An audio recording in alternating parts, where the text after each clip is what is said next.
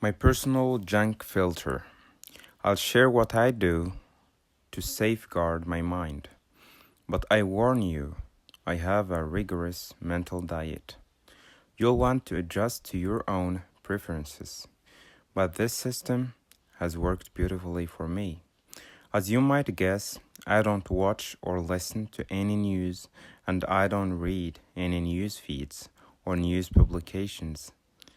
99% of all news has no bearing on my personal life or personal goals, dreams, and ambitions anyway. I have set up a few RSS feeds identifying the news and industry updates that do pertain to my direct interests and goals. The news that's helpful to me gets plugged out of the fray so I don't have to get any mud slung into my glass of water. While most people wade through hours of irrelevant garbage that hampers their thinking and crushes their spirit, I get the most productive information I need when I need it, in less than 15 minutes a day. Step 2. Enroll in Drive Time U. It's not enough to eliminate negative input. To move in a positive direction, you must flush out the bad and fill up on the good. My car won't move without two things: gasoline and an ever-present library of instructional podcasts and audiobooks I listen to as I drive. The average American drives about 12,000 miles a year. Thus 300 hours of flushing potential right there. Brian Tracy taught me the concept of turning my car into a mobile classroom. He explained to me that by listening to instructional material as I drive, I gain knowledge equivalent to 2 semesters of an advanced college degree every year. Think about it. Using the time you're currently wasting by listening to Drive Time Radio, you could obtain the equivalent of a PhD in leadership, sales success, wealth building, relationship excellence, or whatever course you choose. This commitment, in combination with your reading routine, separates you from the herd of average. One podcast or book at a time. By the way, if you want a podcast that will give you that positive input you're looking for, check out Darren Daily on demand wherever you listen to your podcast episodes, or go to darrendailyondemand.com. I listen to every episode. Not joking. 2. Associations. Who's influencing you? Birds of a feather flock together. The people with whom you habitually associate are called your reference group. According to research by social psychologist Dr. David McClelland of Harvard, your reference group determines as much as 95% of your success or failure in life.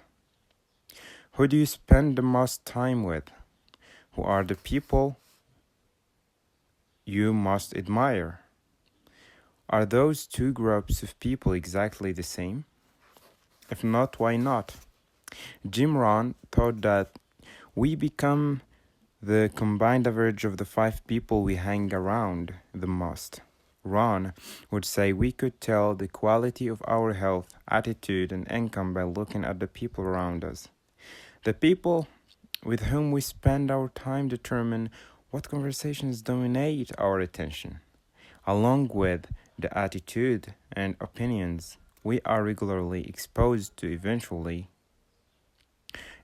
we start to eat what they eat, talk like they talk, read what they read, Think like they think. Watch what they watch. Treat people how they treat them. Even dress like they dress. The funny thing is, most often than not, we are completely unaware of the similarities between us and our circle of five. How are we not aware? Because your associations don't shove you in a direction. They nudge you ever so slightly over time. Their influence is so subtle that it's like being on an inner tube out in the ocean, feeling like you're floating in place. That is, until you look up and realize the gentle current has pushed you a half mile down the shore. Think of your friends who order greasy appetizers or a cocktail before dinner, and that's their routine. Hang out with them enough, and you'll find yourself grabbing for cheese, nachos, and potato skins, and joining them for that extra beer or glass of wine. Your pace will suddenly match their pace. Meanwhile, your other friends order healthy food and talk about the inspiring books they're reading, their new goals and business aspirations. Soon you begin to assimilate their behaviors and habits. You read and talk about what they talk about. You see the movies they're excited about, and you go to the places they recommend. The influence your friends have over you is subtle and can be positive or negative. Either way, the impact is incredibly powerful. Watch out. You cannot hang out with negative people and expect to live a positive life. You cannot hang out with negative people and expect to live a positive life. So, what is the combined average income, health, or attitudes of the 5 people you spend most of your time with? Does the answer frighten you? If so, the best way to increase the potential for whatever traits you desire is to spend the majority of your time with people who already possess those traits. You will then see the power of influence work for you, rather than against you.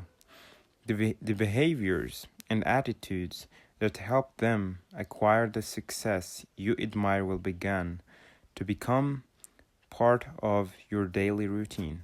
Hang around them long enough, and you're likely to realize similar successful outcomes in your life. If you haven't already, jot down the names of those 5 people you hang around the most. Also, write down their main characteristics, both positive and negative, in the comments below. It doesn't matter who they are. It could be your spouse, your brother, your neighbor, or your assistant. Now, average them out. What's their average health and bank balance? What's their average relationship like? As you look at the results, ask yourself, is this list okay for me? Is this where I want to go? It's time to repraise and reprioritize the people you spend time with. These relationships can nurture you, starve you, or keep you stuck. Now that you've started to carefully consider who you spend your time with, let's go a little deeper. As Jim Rohn taught me, it's powerful to evaluate and shift your associations into 3 categories: dissociations, limited associations, and expanded associations. You can download the Association Evaluator worksheet by visiting thecompoundeffect.com/resources. Dissociations: you guard against the influences your children are exposed to and the people they hang around. You are aware of the influence these people could have on your children and the choices they might make as a result. I believe this same principle should apply to you. You already know this. There are some people you might need to break away from completely. This might not be an easy step to take, but it's essential. You have to make the hard choice not to let certain negative influences affect you anymore. Determine the quality of life you want to have and then surround yourself with the people who represent and support that vision. I'm constantly weeding out people who refuse to grow and live positively. Growing and changing your associations is a lifelong process. Some people might say I'm too rigorous about it, but I'd like to be more so. I had a business relationship with someone I really liked, but when the economy got difficult, most of his conversation was focused on how horrible everything was, how much his company was feeling the hit, and how hard it was out there. I said, "Man, you've got to stop working on your presentation about how bad life is. I can hear you collecting all the data points to reinforce your beliefs." He persisted in seeing everything as more dour and hopeless than it was. I decided we had no business doing business together. When you make the tough decision to put up boundaries between you and people who drag you down, realize that they'll fight you, especially those closest to you. Your decision to live a more positive, goal-oriented life will hold a mirror up to their own poor choices. You will make them uncomfortable, and they will attempt to pull you back down to their level. Their resistance doesn't mean they don't love you or want the best for you. It's actually not about you at all. It's about their fear and guilt about their own poor choices and lack of discipline. Just know that breaking away won't be easy. And we can notice the opposite with you surrounded by positive people. Negative people are pushing you down their level, but positive people are pushing you for or towards your goals, and they are supporting you all the time.